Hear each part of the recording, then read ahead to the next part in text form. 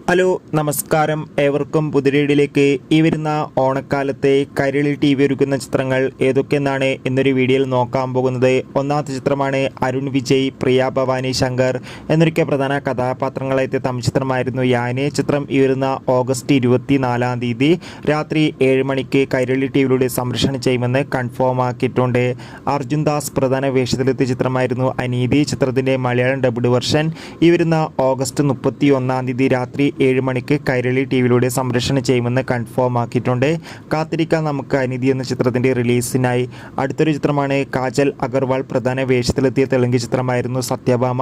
ചിത്രം ഓഗസ്റ്റ് 20-ാം തീയതി വൈകുന്നേരം 6 മണിക്ക് കൈരളി TVയിലൂടെ സംപ്രേഷണം ചെയ്യുമെന്ന് കൺഫേം ആക്കിയിട്ടുണ്ട്. ചിത്രത്തിൻ്റെ TV പ്രീമിയറിനായി നമുക്ക് കാത്തിരിക്കാം. ഭാവന പ്രധാന വേഷത്തിലെത്തിയ കന്നഡ ചിത്രമായിരുന്നു കേസ് ഓഫ് കൊണ്ടാന. ചിത്രത്തിൻ്റെ മലയാളം സാറ്റലൈറ്റ് അവകാശങ്ങൾ കൈരളി TVയാണ് സ്വന്തമാക്കിയിട്ടുള്ളത്.